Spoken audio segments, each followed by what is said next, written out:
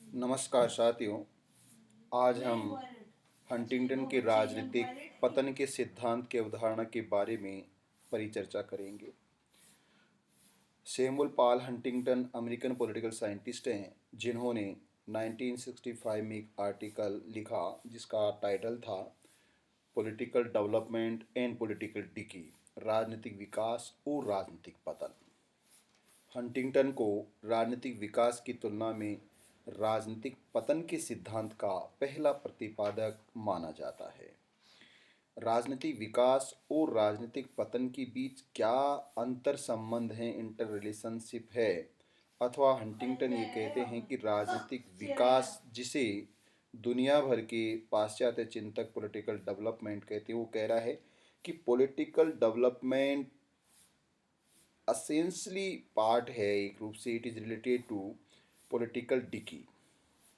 विकसित देशों के लिए राजनीतिक विकास है, ये सही बात है, परंतु इस अवधारणा को जब विकासशील देश अपनाते हैं तो वे पॉलिटिकल डेवलपमेंट नहीं करते, अपितु इस प्रयास में कि डेवलप सोसाइटी की नकल करने के प्रयास में वो पॉलिटिकल डीके को प्राप्त कर लेते हैं। जैसा हंटिंगटन ने कहा भी है कि प्रत्येक जो कदम होता है वह राजनीतिक विकास का कदम नहीं होता। राजनीतिक विकास के स्वरूप में हम देखते हैं कि जो राजनीतिक विकास हम करना चाहते हैं और जो कदम राजनीतिक विकास के लिए उठाते हैं वो कदम हमें राजनीतिक विकास की तरफ नहीं ले जाते, अपितु वो कदम हमें राजनीतिक पतन की ओर ले जाते हैं। तो आइए इस धारणा पर विस्तार से विचार करें। उससे पहले हंटिंगटन की कुछ महत्वपूर्ण कृतियां हैं जिनमें सैमुअल पॉल हंटिंगटन ने एक वर्ल्ड पॉलिटिक्स में लिखी है, political development and political decay 1965। ये एक आर्टिकल था, आलेख था जो इस टाइटल से प्रकाशित हुआ। दूसरा, political order in changing societies, जो विकासशील देश हैं या बदलाव की ओर बदलावकारी समाज हैं या परिवर्तनशील समाज हैं, उसमें राजनीतिक व्यवस्था को उन्होंने 1968 में डिफाइन किया है। तीसरा, उनकी जो महत्वपूर्ण पुस्तक the word third world democratization in the late 20th century 1991, 1991 में जो उन्होंने किताब लिखी है जिसे तीसरी लहर के नाम से जाना जाता है। और सबसे इम्पोर्टेंट और करती है वो द क्लैश ऑफ सिविलाइजेशन 1993। तो ये हंटिंगटन की मुख्य पॉलिटिकल वर्क्स हैं जो अंतर्राष्ट्रीय स्तर पर हंटिंगटन को बहुत प्रसिद्धि दिलाते हैं। हंटिंगटन ने पॉलिटिकल डेवलपमेंट को, अगर हम देखें कि किसे हम पॉलिटिकल डेवलपमेंट कहेंगे और किसे हम पॉलिटिकल डेवलपमेंट नहीं कह के हमें पॉलिटिकल डिके कहा जाएगा। देखिए, हंटिंगटन ने पॉलिटिकल डेवलपमेंट के 4 कंपोनेंट्स बताए हैं। पहला जो कंपोनेंट्स आपको दिखाई दे रहा है वह आधुनिकीकरण है, मॉडर्नाइजेशन है। मॉडर्नाइजेशन, अरे आवाज़ नहीं है। आधुनिकीकरण, मॉडर्नाइजेशन इसको कहा जाता है।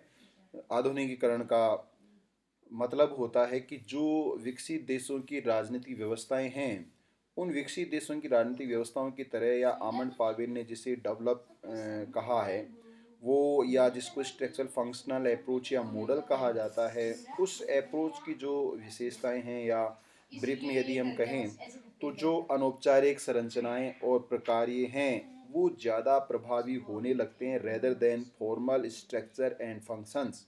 तो वह डेवलपमेंट का एक सिंबल उसको मान सकते हैं, इसके विकास का उपागम भी इसको कहते हैं। मॉडर्नाइजेशन के माध्यम से क्या आधुनिकीकरण राजनीतिक विकास है या नहीं है? हंटिंगटन का कहना है कि आधुनिकीकरण राजनीतिक विकास हो ये जरूरी नहीं है।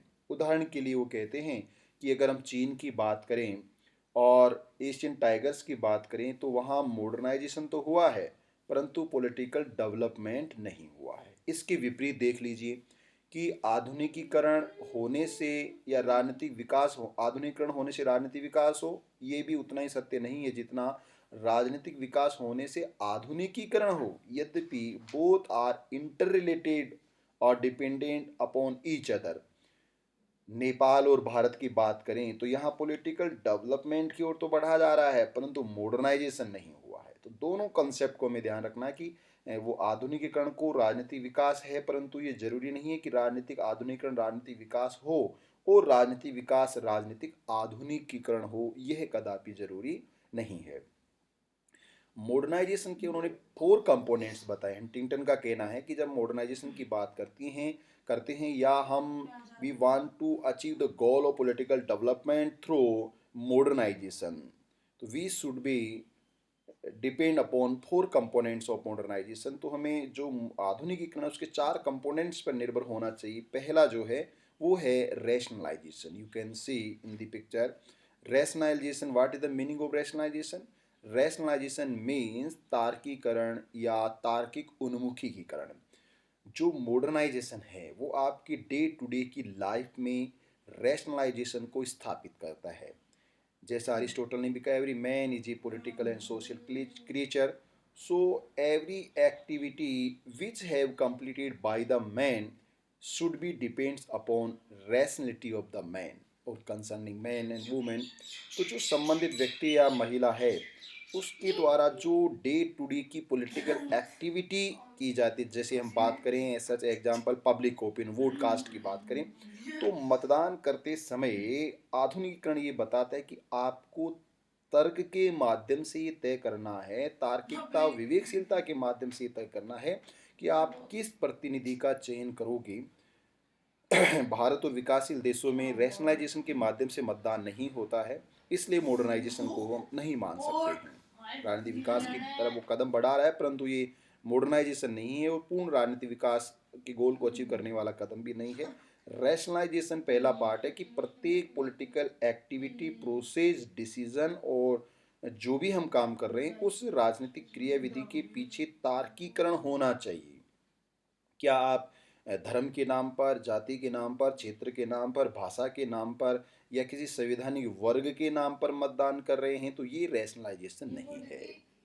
क्योंकि राजनीति में ये सब अलग होने चाहिए और तभी आप पॉलिटिकल डेवलपमेंट के गोल को अचीव कर सकते। लेकिन भारत और भारत जैसे विकासशील देशों में हम देख रहे हैं कि रिलीजन को पॉलिटिक्स का असेंशियल पार्ट बना लिया गया है और लोग रिलीजन, जाति, धर्म, हाँ मतदान व्यवहार कोई प्रभावित करते हैं, लेकिन अगर रैशनलाइजेशन नहीं है तो फिर वो उसको पब्लिक ओपिनियन नहीं कहा जाता। दूसरा मॉडर्नाइजेशन का पार्ट है नेशनल इंटीग्रेशन, राष्ट्रीय निर्माण या राष्ट्र की एकता।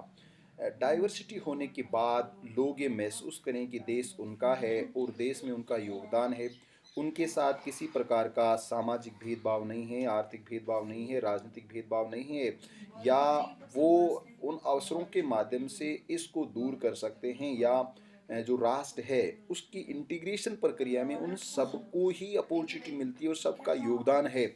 ऐसा नहीं हो कि राष्ट्र निर्माण के नेशन बिल्डिंग के जो कंपोनेंट्स हैं उन नेशन बिल्डिंग के कंपोनेंट्स में कुछ जाति विशेष या संवैधानिक भाषा में कुछ वर्ग विशेष के लोगों का ही पूर्ण प्रतिनिधित्व हो, तो वह नेशनल इंटीग्रेशन नहीं होता। फिर उस नेशनल इंटीग्रेशन के सामने बहुत से चैलेंजेस उत्पन्न हो जाते हैं। डेमोक्रेटाइजेशन, लोकतांत्रिकरण। देखिए लोकतंत्र जिसका वलियोन विचारक ने पहली बार to the people, by the people, for the people कहा, और हेरोडेट्स ने भी to the people, by the people, for the people के कॉन्सेप्ट का सपोर्ट किया। इसके अलावा पोलिबियस के द्वारा भी ये कहा, democracy means strengthen of the people. लोगों का सशक्तिकरण या मजबूती होना ही लोकतंत्र की या इस शासन व्यवस्था की निशानी है। 1863 में अब्राहम लिंकन ने गेटिसबर्ग रेजोल्यूशन में भी ये प्रस्ताव पहली बार मॉडर्न पॉलिटिकल वर्ल्ड में पारित किया, democracy mean to the people, by the people, for the people. But when we are discuss about the democratization, it means it is a process of democracy. लोकतंत्र की ये प्रक्रिया है। इसका मतलब है कि मॉडर्नाइजेशन डेमोक्रेटाइजेशन को स्थापित करता है कि जो भी आप डिसीजन टेकअप कर रहे हैं, पॉलिटिकल, सोशल, इकोनॉमिक, इकोलॉजिकल और सस्टेनेबल डेवलपमेंट, तमाम तरह के उसमें लोकतांत्रिकरण प्रक्रिया, लोकतंत्र केवल हम सोचते हैं कि राज्य और राज्य व्यवस्था है वही लोकतंत्र का प्रतीक, नहीं नहीं, यह है प्रत्येक फैमिली में डेमोक्रेसी होना चाहिए, पति और पत्नी के बीच, बच्चों के बीच, परिवार में, सोसाइटी में। जब डेमोक्रेसी होगा तो वह डेमोक्रेटाइजेशन की प्रोसेस कहलाती है। डिसीजन मेकिंग की प्रोसेस डेमोक्रेटिक होनी चाहिए और डेमोक्रेटिक जो टूल्स हैं, वेपन्स हैं, इंस्ट्रूमेंट है, उनका उपयोग करते हुए अपने डिमांड को जनरेट करना चाहिए, रखना चाहिए। सोशल मोबिलाइजेशन, ये सामाजिक सशक्तिकरण जो है, संचारण है, वह सबसे महत्वपूर्ण आधार है आधुनिकीकरण का, कि लोगों को शिक्षा के महत्व के बारे में, खेल के महत्व के बारे में, समानता के बारे में, स्वतंत्रता के बारे में, डिमांड के बारे में और जो स्टेट की पॉलिसीज़ हैं, प्रोग्राम हैं, प्रोजेक्ट हैं, उन सब के बारे में जानकारी हो और political consciousness, economic consciousness, entrepreneurship जिसको कहा जाता है, या जो अपॉर्चुनिटीज़ हैं या वो अवसर हैं जिनके माध्यम से लोग अपने आप को सशक्त बना सकते हैं, या उनको ये महसूस होना कि वो उनका जो एक वोट है वो किसी की तकदीर बदल सकता है, किसी देश की व्यवस्था को बदल सकता है, या जो संख्या में बहुत से लोग हैं वो अगर पब्लिक ओपिनियन करें एक समझदारी के साथ, तो वो सत्ता पर जो शताब्दियों से नहीं रहे, वो सत्ता पर तुरंत शीघ्र अतिशीघ्र काबिज हो सकते हैं। परंतु ये मोबिलाइज करने की बात है कि लोगों को कैसे जागरूक किया जाए, कैसे उनमें एकता स्थापित की जाए। तो ये हंटिंगटन का मानना है कि मॉडर्नाइजेशन के 4 कंपोनेंट्स के माध्यम से हम इसे समझ सकते हैं। दूसरी तरफ हंटिंगटन कहते हैं संस्थाईकरण ये भी राजनीतिक विकास का सबसे बड़ा आधार है। उनका ये मानना है कि modernization plus institutionalization, it we can call political development. अगर मॉडर्नाइजेशन की बात हो और इंस्टीट्यूशनलाइजेशन की बात हो उसके अनुरूप, तो ये राजनीतिक विकास को आमंत्रित करता है। संस्थाईकरण के भी उसने कहा, संस्थाईकरण का मतलब है कि अधिक से अधिक संस्थाएं बनाना नहीं, बिल्डिंग बनाना नहीं है। संस्थाईकरण का मतलब जो भी पॉलिटिकल एक्टिविटी है वो एक्टिविटी इंस्टीट्यूशनलाइज्ड हो, वह इंडिविजुअलाइज नहीं हो, व्यक्तिगत नहीं हो, तो संस्था के रूप में उसको स्थापित किया जाए। और वह छोटी से छोटी ऑटोनॉमी संस्था के रूप में जगह जगह पर डिसेंट्रलाइजेशन के रूप में होनी चाहिए, जहां लोगों की अप्रोच हो, असेसिबिलिटी हो, अफोर्डेबल कॉस्ट पर वो गुड्स एंड सर्विसेज को अचीव कर सकें, उनका अपना रोल प्ले कर सके, अपने सजेशंस दे सकें, व्यवस्था में बदलाव के बारे में वो कह सकें। ये सब चीज़ें इंस्टीट्यूशनलाइजेशन को इफेक्ट करती हैं। 4 पार्ट उन्होंने बताए हैं। नंबर 1 पर है अडेप्टिबिलिटी एंड रिजिडिटी। अगर हम राजनीतिक संस्थाओं में ये देखते हैं कि राजनीतिक संस्थाएं बदलाव के अनुरूप अपने आप को बदल लेती हैं, इसको अनुकूलनता कहा जाता है, अडेप्टिबिलिटी कहते हैं। अगर पॉलिटिकल इंस्टीट्यूशन में अडेप्टिबिलिटी की कैपेसिटी होती है, it means this is the symbol of political development. और अगर पॉलिटिकल इंस्टीट्यूशन में रिजिडिटी की के डिमेरिट्स होते हैं, वो संस्था बदलाव नहीं चाहती, या वर्षों से जो लोग सत्ता पर काबिज थे, व्यवस्थापिका में, कार्यपालिका में, न्यायपालिका में भारत की बात करें, तो भारत के इंस्टीट्यूशन में अडेप्टिबिलिटी बहुत कम है, रिजिडिटी बहुत ज़्यादा है। अभी भी व्यवस्थापिका, कार्यपालिका, न्यायपालिका में कुछ जाति विशेष या कुछ संवैधानिक भाषा में अनरिजर्व्ड कैटेगरी के जो लोग हैं वो 90% से अधिक या मोर देन 95% लोग उन्होंने कब्जा कर रखा है, अतिक्रमण कर रखा है, या हेजिमनी बना रखी है। यहाँ तक कि जुडिशरी में तो फैमिलिज्म बना, परिवार या अनुवांशिक बना रखा है कि वही न्याय कर रहे हैं। तो ये रिजिडिटी डेवलपमेंट को नहीं, पॉलिटिकल डीके को कॉल करती है। कॉम्प्लेक्सिटी, सिंप्लिसिटी, जटिलता और सामान्यीकरण। अगर इंस्टीट्यूशन में रूल्स को लेकर, रेगुलेशन को लेकर एक दूसरे कॉन्ट्राडिक्शन है कि कॉम्प्लेक्स रूल्स और रेगुलेशन है, तो वो पॉलिटिकल डीके का सिंबल होता है। क्योंकि इस संस्था में एक ही लोगों पर अलग अलग तरह के नियम, जैसे हम बात करें भर्ती के नियम हैं, उम्र के नियम हैं, रिटायरमेंट के नियम हैं, या रिटन एग्ज़ाम के नियम हैं, अलग अलग कॉम्प्लेक्स एग्ज़ाम्स को कॉम्प्लेक्स बनाना, रूल्स को कॉम्प्लेक्स बनाना, सीनियरिटी के मुद्दे, तमाम तरह के ऐसे रूल्स रेगुलेशन को अगर आप जटिल बनाते हो, it is the symbol of decay. और अगर बिल्कुल साफ और स्पष्ट कम शब्दों में सिंप्लिसिटी होती है, जितना से ज़्यादा साधारणता, सामान्यकरण हो, वो पॉलिटिकल डेवलपमेंट को कॉल करता है। नंबर 3 पर है ऑटोनोमी और सबॉर्डिनेशन, स्वायत्तता और अधीनस्थता। जैसा विकासशील देशों में देखने को मिलता है कि सबॉर्डिनेटेंस ज़्यादा होता है, अधीनस्थता ज़्यादा होती है, और इसकी वजह से वो पॉलिटिकल डिक्लाइन की ओर जा रहे हैं, डेवलपमेंट की तरफ। कहते तो वो हैं राजनीतिक लीडरशिप कह रहे हैं कि हम विकास कर, लेकिन उनको ये समझ में ही नहीं आ रहा कि विकास क्या है, या वो गुमराह कर रहे हैं, झूठ बोल रहे हैं। विकास कुछ नहीं है। अगर आप अधीनस्थता को बढ़ाते हो तो डेवलपमेंट हो ही नहीं सकता। हंटिंगटन कहते हैं ऑटोनोमी, आपको ज़्यादा से ज़्यादा इन इंस्टीट्यूशंस को स्वायत्तता देना होगी। जैसे स्टेट यूनिवर्सिटी की बात करें, सेंट्रल यूनिवर्सिटी की बात करें, पब्लिक सर्विस कमीशन की बात करें, यूनियन पब्लिक सर्विस कमीशन की बात करें, स्टाफ सिलेक्शन कमीशन की बात करें, या फोर्सेज की बात करें, तमाम तरह की ऐसी संस्थाएं या रिसर्च इंस्टीट्यूशन की बात करें, सीबीआई, ईडी, इलेक्शन कमीशन, इनको कंट्रोल में किया जा रहा है। अगर इनको कंट्रोल में, नियंत्रण में रखते हैं, उनको गुलाम बना कर रखते हैं, तो वो अपने नेता की भाषा बोलेंगे, और ये कभी भी पॉलिटिकल डेवलपमेंट को कॉल नहीं करेगी। ये हमेशा पॉलिटिकल डिके का सिंबल है। इंस्टीट्यूशन को आपको ऑटोनॉमी देनी होगी, तभी वो पॉलिटिकल डेवलपमेंट को कॉल कर सकते हैं। हम देखते हैं कि भारत में या राजस्थान विश्वविद्यालय की बात करें तो पॉलिटिकल इंटरफेयर बहुत ज़्यादा है और ये सबऑर्डिनेशन बना रखा है, इन संस्थाओं को गुलाम संस्थान बना रखी हैं। कहने को ये ऑटोनॉमी है, लेकिन ऑटोनॉमी केवल नाम मात्र की होती है, कुछ भी नहीं होता। वो केवल और केवल मंत्री या सरकार के इशारों पर काम करते हैं, तो इससे पॉलिटिकल डेवलपमेंट नहीं हो सकता।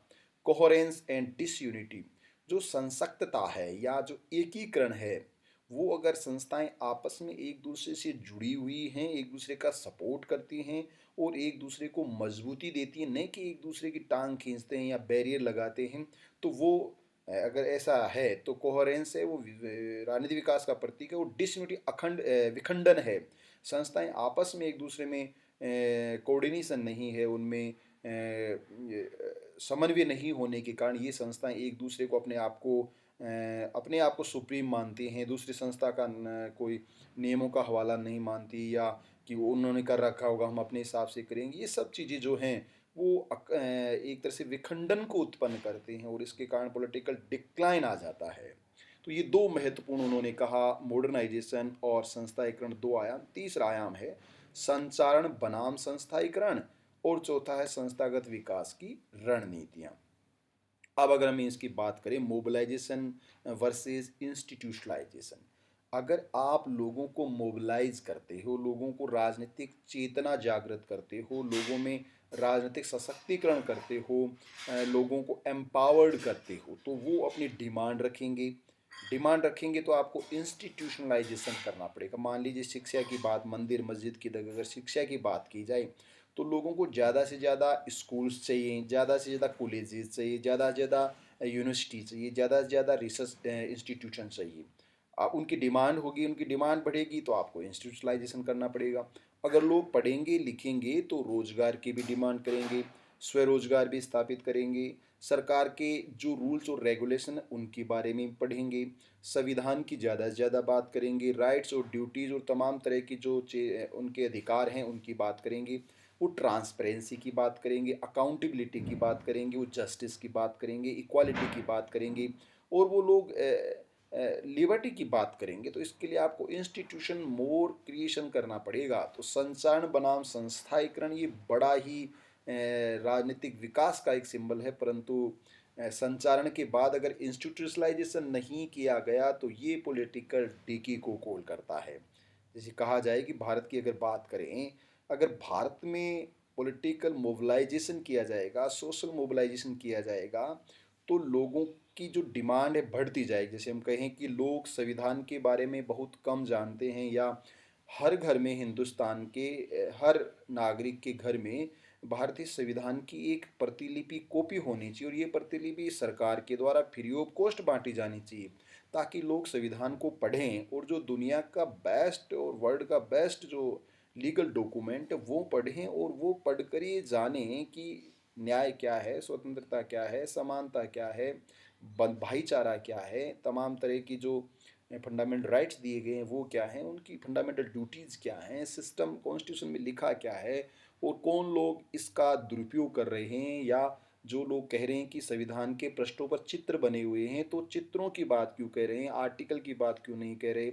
ये हम सोच सकते हैं मोबिलाइज करोगे तो कॉन्स्टिट्यूशन के बारे में जानेंगे, जब वो जानेंगे तो अपने राइट्स की बात करेंगे, ड्यूटी की बात करेंगे, वो ट्रांसपेरेंसी की बात करेंगे, अकाउंटेबिलिटी की बात करेंगे, वो अपना रिप्रेजेंटेशन मांगेंगे, वो प्रधानमंत्री, राष्ट्रपति, मुख्यमंत्री में ये देखेंगे कि कौन लोग बने हैं, कितने लोगों का कब्जा है, पीओम में कौन लोग हैं, चीफ सेक्रेटरी आज तक कौन बने हैं, कौन बने हुए बैठे हैं, पॉलिसी मेकिंग कौन कर रहे हैं, ये सब पर उनकी नज़र जाएगी। और ऐसा होने से आपको इंस्टीट्यूशनलाइजेशन करना पड़ेगा, जो सरकार के समक्ष बड़ा चैलेंज है, और अगर आप कर पाते हो तो ये डेवलपमेंट होगा, और नहीं कर पाते तो ये डिके हो जाएगा। संस्थागत विकास की रणनीति, जब इंस्टीट्यूशनलाइजेशन की बात की जाती है तो आपके पास स्ट्रेटजीज होनी चाहिए, वो संस्थाएं आपको रणनीतियां बनानी होंगी, उन रणनीतियों के माध्यम से ही आप पॉलिटिकल डेवलपमेंट के गोल को अचीव कर सकते हो। तो ये चार कंपोनेंट हंटिंगटन बताता है। हंटिंगटन कहता है कि किस तरह से जो पॉलिटिकल डेवलपमेंट है वो डेवलपमेंट न होकर, जो मैंने लिखा यहाँ पर, राजनीतिक विकास बनाम राजनीतिक क्षय, अगर इन सब में आप तादाद में समन्वय कोऑर्डिनेशन स्थापित कर पाते हैं तो ये पॉलिटिकल डेवलपमेंट है, और नहीं कर पाते तो ये पॉलिटिकल डिकी है। तीन मेन कंपोनेंट्स उन्होंने बताए राजनीतिक क्षय को प्रभावित करने वाले या पॉलिटिकल डिकी को कॉल करते हैं, वो बैलेंस से जुड़े हुए। नंबर एक, राजनीतिक विकास से संबंधित सामाजिक विकास, राजनीतिक विकास से संबंधित खुद राजनीतिक विकास, और राजनीतिक विकास से संबंधित आर्थिक पक्ष। तो तीन पक्ष हमने यहाँ पहले भी मैंने बताया कि आर्थिक पक्ष होता है, बाकी पक्षों को यहाँ शामिल नहीं किया गया है। तीन पक्ष उसने बताया महत्वपूर्ण है। इन तीनों को आप देख रहे हो कि सबसे नीचे सामाजिक विकास है, फिर राजनीतिक विकास है, फिर आर्थिक विकास। अगर ये तीनों एक लाइन पर होंगे हॉरिजेंटल, इसका मतलब है इन सब के बीच बैलेंस होगा तो ये राजनीतिक विकास है। परंतु इन विकासशील देश जो राजनीतिक विकास के ध्येय को प्राप्त करना चाहते हैं वो इसमें बैलेंस नहीं बना पाते। जैसे भारत में राजनीतिक विकास तो हो गया, आर्थिक विकास भी हो गया, लेकिन सामाजिक रूप से भारत पिछड़ा हुआ रह गया। तो इन तीनों के बीच जो इनबैलेंस है, ये गैप इसको कहा जाता है कि राजनीतिक विकास और आर्थिक विकास तो आगे बढ़ गए परंतु सामाजिक विकास पीछे रह गया, इसलिए अब ये राजनीतिक विकास भी पूरा नहीं माना जा सकता। और इनके बीच जो ये गैप है, ये जो अंतराल है, इसी अंतराल को हंटिंगटन पॉलिटिकल डिकी कॉल करता है, राजनीतिक पतन या क्षय के नाम से पुकारता है। तो ये थी अमेरिका के राजनीतिक चिंतन सैमुअल पान हंटिंगटन, एसपी हंटिंगटन की राजनीतिक पतन की, क्षय की, विनाश की संकल्पना। और इसी के साथ राजनीतिक विकास का उदारवादी सिद्धांत जो है वो मोटे रूप से पूरा हो गया है। अब राजनीतिक विकास का जो मार्क्सवादी लेनिनवादी अप्रोच है, नेक्स्ट व्याख्यान में उसके बारे में हम परिचर्चा करेंगे। If you like my video please share and subscribe. Thank you so much.